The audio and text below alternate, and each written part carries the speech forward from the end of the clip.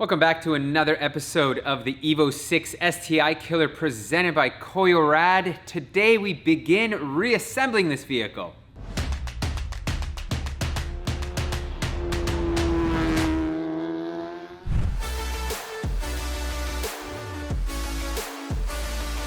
Man, it's still looking good under here, PT, but before we get to work on reassembling this car, we want to address some comments from the previous episode where some rust experts, we'll call them, were giving us a bit of a hard time about the fact that we didn't grind all the rust off and go down to bare metal and do some kind of like crazy excessive restoration on the underside of the car, which was never the point of what we were doing with this car.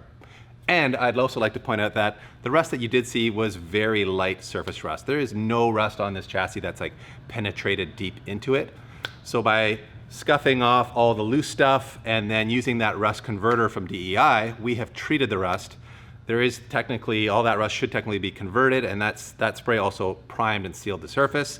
And then we further sealed it with this DEI boom mat, which is, I assure you, a waterproof barrier. It will not allow moisture through it. We've spoken to DEI about it. They've confirmed the fact that that is the case. So for rust to form, you need oxygen and you need moisture. And we have robbed whatever rust that's left underneath here of both of those elements. It won't get any oxygen and it won't get any moisture because we've sealed that all out. So we are very confident this is going to do an exceptional job of preventing any further rust from forming under here. And we also really like the fact that it's a sound deadener. Like all the tinniness of the chassis is gone because it's got like this thickness to the material. Before we go putting the gas tank up, I am gonna coat it in a little bit of this stuff, which is fluid film, one of the better, if not best, rust prevention and protection films out on the market.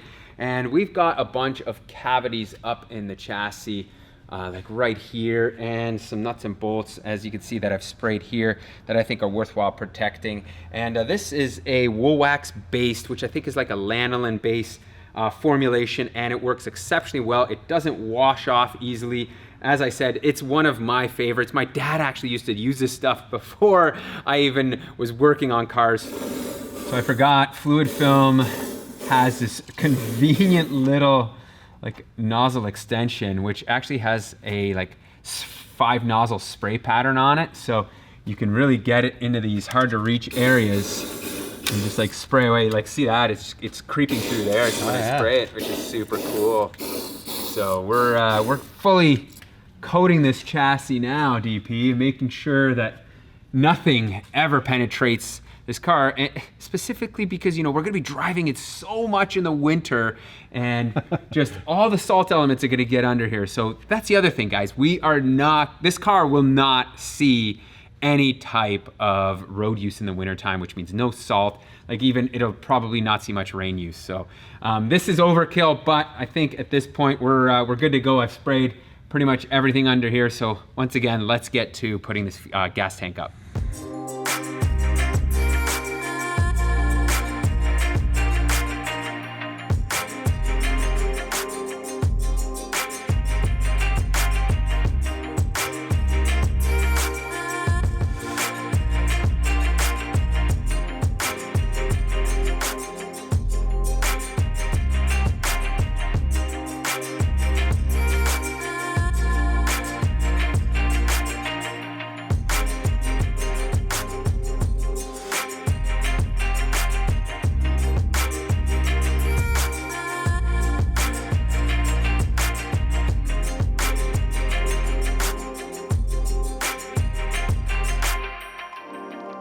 That was an exercise on how not to install a gas tank. I think we dropped it like, what, 4 times, Dave? I don't know. I forgot about the wiring harness at first, then I forgot the vacuum line, then I forgot this, I forgot that. So don't be like us. But I mean, like, we just didn't recall how everything went up. So there's a lot going on, a lot of moving pieces. So that's kind of my excuse. But now that we've got the gas tank up, we are going to start working on putting together the rear subframe here. And that means starting with this pile here and pour 15ing everything.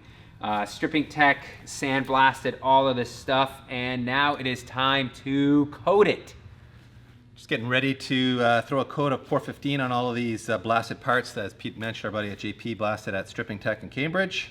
And we're using our usual 415 rust preventative coating in a semi-gloss finish. So I don't know, we like the semi-gloss finish. It's like not too shiny, not too matte. So we're going with that. And actually I bumped into the guy at 415 at the PRI show a few months ago, and I talked to him about the whole issue of like resealing the can or how to store it so that it doesn't harden on you in storage and you end up losing half of what is a very valuable little quart of coating here. This is like, what, 60, 65 bucks or something? I think it was 60 bucks. It's not inexpensive stuff, so you want to get your money's worth out of it.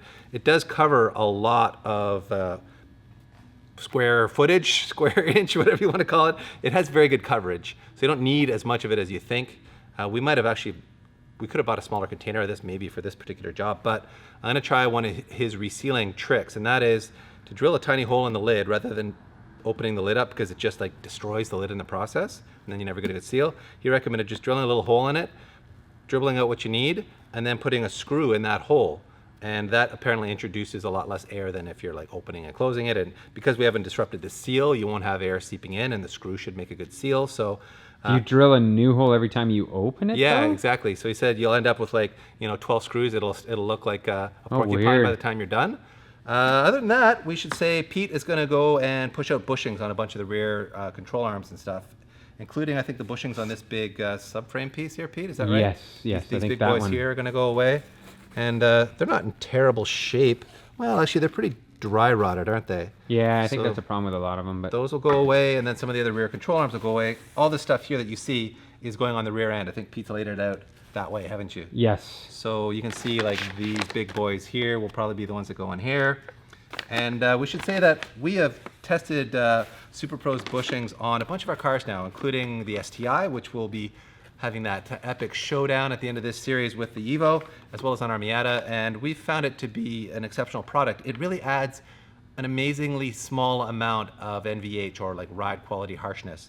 In the past, we've tried old-fashioned style poly bushings in the past, and we always found that not only did they add a ton of ride harshness, but they also would tear out really easily. They'd only last a year and I'd have to replace them. So I wasn't a fan, but having switched over to the Super Pro stuff, we've been blown away by how good it is in terms of the way it just doesn't increase ride harshness in a measurable way. It really, car remains very comfortable on the road. And of course you get all the benefits of having a stiffer material in all these joints. So you take all the slop out of that system and you end up with a car that feels a lot more precise on turn-in. You don't have camber or toe changes happening in the rear end. So this will really help the tire behave as well as we can get it to behave without all the sort of traditional downsides of poly bushing. So I'll get to pouring and he'll get to... And we should mention one last thing. Yep. Remember we showed everybody the yes. cracked control arm here. Right, so it had cracked right through sort of the thinnest spot. And as you can see, our buddy Vin at NV Auto went ahead and welded on this like reinforcement collar here. Yeah. So that should be very strong now. And man, it looks like he did an amazing job of not distorting the roundness of that opening either. That's our man Vin.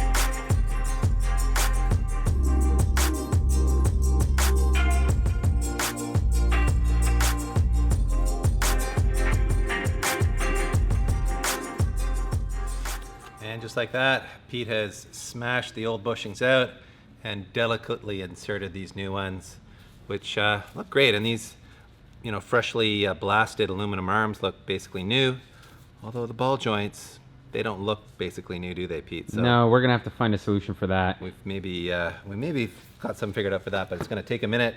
And File it I under failed on ironic. one of the arms, DP. Yes, Show people what happened. We cracked another one of these, did we? Yes, I did, right there. I don't know. I was just trying to press the bushing out, and it You can see along the and it bottom just there. said, "No, thank you. Going Snap. home." I mean, crack. these are relatively thin-walled aluminum housings, aren't they? So I guess they are a bit on the delicate side. So to then for another repair job, I know, guess? yeah. The other one, actually, if you hold that one up, it went well. So I was able to press the Super Pro bushings into that guy, but the other one, not so much. So I guess 1 out of 2 ain't bad, right? Yeah, batting 500 is good in the major leagues. But everything else got painted, so that's good, right? Yeah, that's right. You threw a coat of this Eastwood Extreme chassis black. It's not just chassis black, it's extreme. And this little gun, by the way, is a lifesaver whenever we're using these rattle cans. Where did you get this from? Man, I got it a long time ago. It's 3M, but you can buy them on Amazon. Man, it just, you know, your finger isn't sore after you're done spraying stuff. Yeah, it's pretty awesome. You did a bunch of the stuff that we didn't want to put Pour 15 on because it's sort of like a lighter weight. We didn't feel it needed all that much attention. And I Pour 15'd all that stuff that you saw laid out here. And now we're going to strip down this front subframe, basically remove the steering rack and these outer control arms, and then I'm going to clean up this subframe. In a perfect world, we would have done this before, sent this to JP for blasting and maybe even powder coating. But at this point, we just want to get moving here, so I think we're going to just strip it down. I'm going to clean this up as best I can and throw some Pour 15 on it.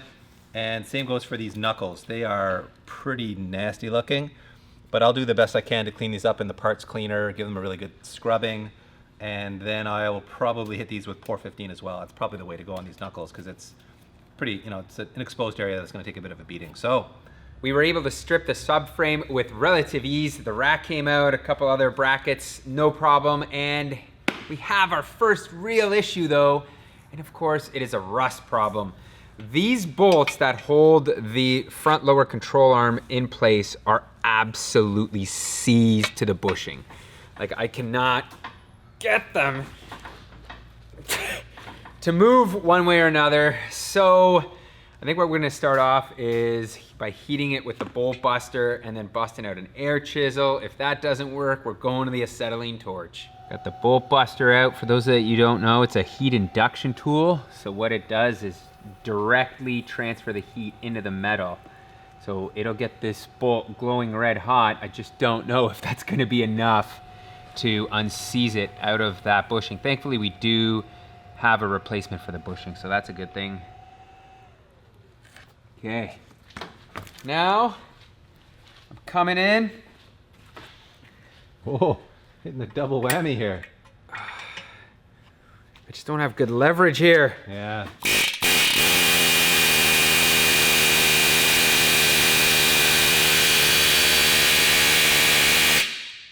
Not budging it. We need a bigger air chisel, everybody. This is a toy tool. garbage air tool, so don't mock us for it. Getting ready for those melted bushings. I was gonna call you Trogdor the Burninator, but I guess with that mask on, you're more of a Darth Vader type villain. Yeah, and man, check out these glasses. These are like my tinted glasses for using the acetylene torch. I didn't pick them; they're not my style, but Oh yeah. they look good, right?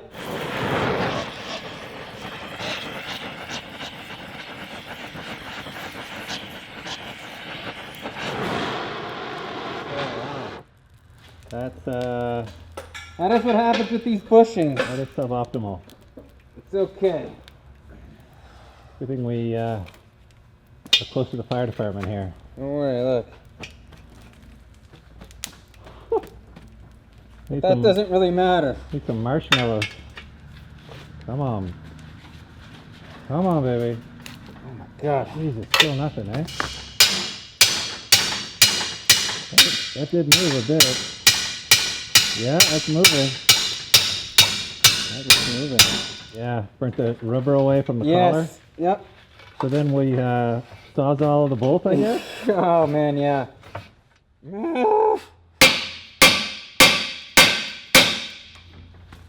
No, I think it's probably bending the bracket here a bit. Yeah, it is. You can see it's moving this away.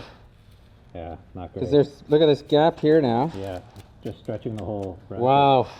Looks like Darth Peter here has moved on to the next implement of torture, and that is this cutting wheel on an air tool because we couldn't get the Sawzall in there, could we? No, we couldn't. Didn't have the right blade for it either, so let's see if this will do the job. It should.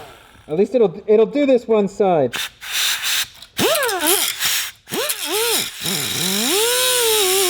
DP, this is a full challenge here because I cut this side off, no problem. There's your bolt, so we'll be able to slide it out. However, on this side, I can't get the grinding disc in because you can see I'm gonna end up cutting a little bit of this and a little bit of the subframe. So I've resorted to taking my Milwaukee Sawzall and the Milwaukee blade and just cutting it down a little bit so I can clearance it and get it into here. So I think this is gonna work. However, this steel is just so thick. It's a hardened bolt. It is, yeah. So it's just, it goes so slow. Like I'm looking at it. So we're gonna be here for like 10 minutes trying to cut through this. One eternity later.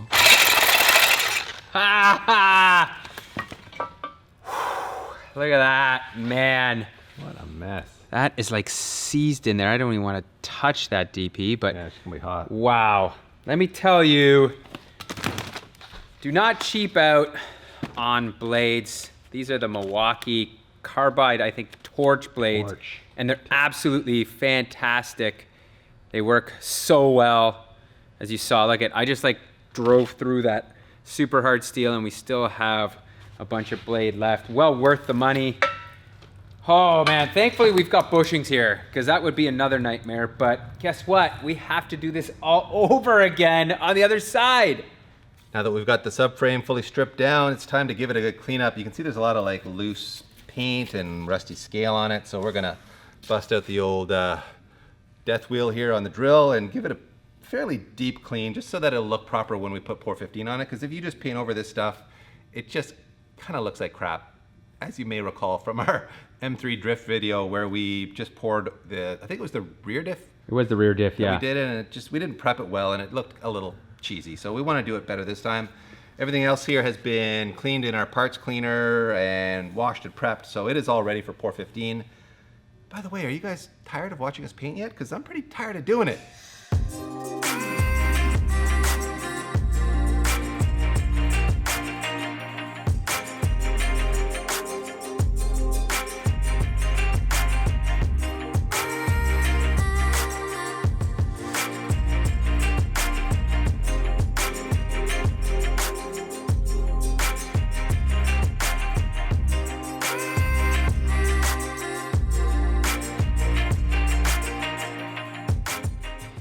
Officially resealing our can of Pour 15 here with the old screw trick, and it worked overnight well, so we'll see if how long it lasts. 2 months later, we'll have a verdict, right? Yeah. From what he was telling me, the pour that I've sort of left on the lid around the screw should seal it up. And in case you're wondering why there's 2 screws there, I found that if I only had the one hole, the fluid wouldn't come out. It needs like airflow through there. So I put a second screw in and it would flow out nicely, and I've like snugged that one down there. So hopefully that makes a good seal. We're gonna find out. Stay tuned to the next time we Pour 15 something to see if this is rock hard in here or is still usable. But that's it, we're done. We've Pour 15, I think, everything. Front suspension, rear suspension, all of it, right? It's been 2 days of this and I'm definitely over it. And I was actually bragging on social media last night how this is the first time I've used Pour 15 without getting it on myself.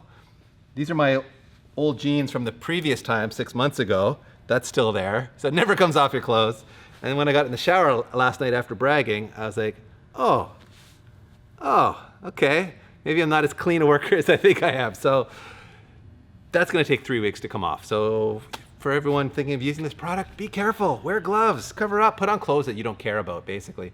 I made the mistake of wearing pretty nice jeans the first time around. These are now my Pour 15 jeans. So with all that done, we have this maybe last job for this episode, before we get to hanging some things on the chassis at least, and that is to disassemble these calipers because we want to send them out for powder coating.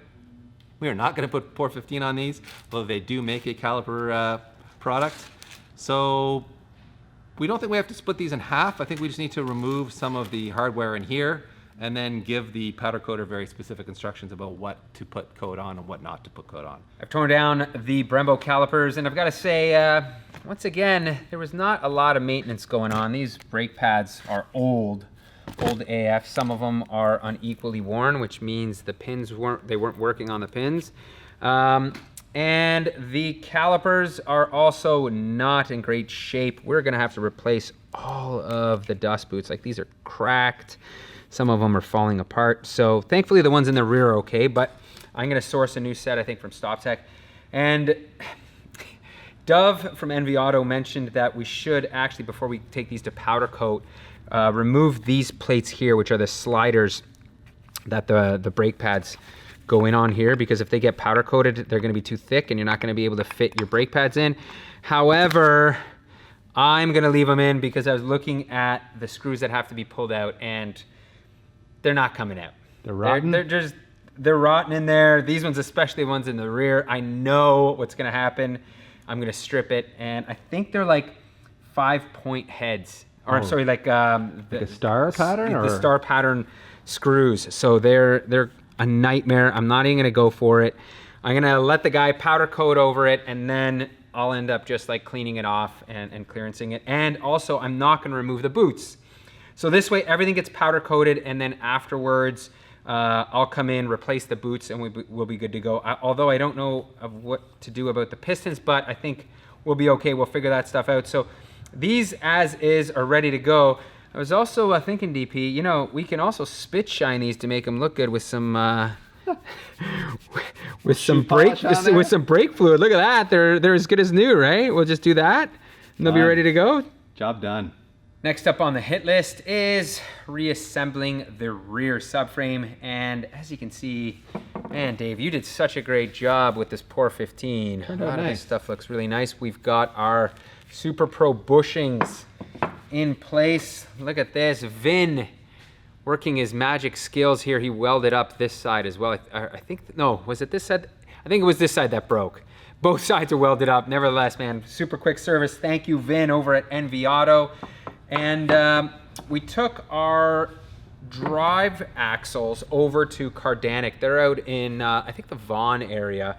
And we had them service these joints, had them put new boots on. So both of these are ready to go.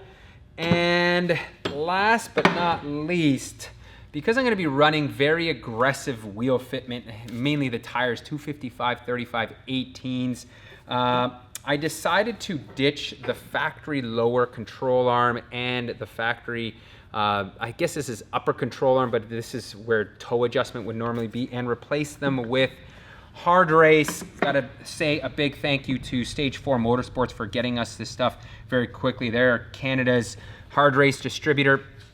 And you can see a very nice high quality unit, but the main reason why I got it is because look at this.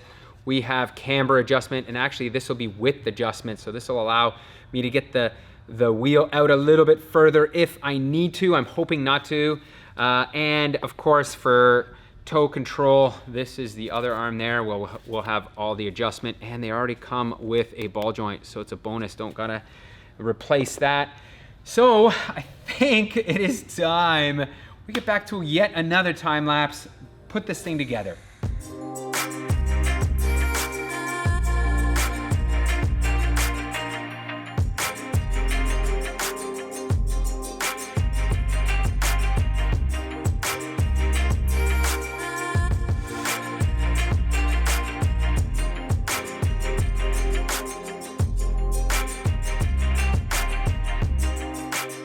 One of the joys of completely disassembling and then reassembling a car that we've never really worked on before is figuring out how it all goes back together.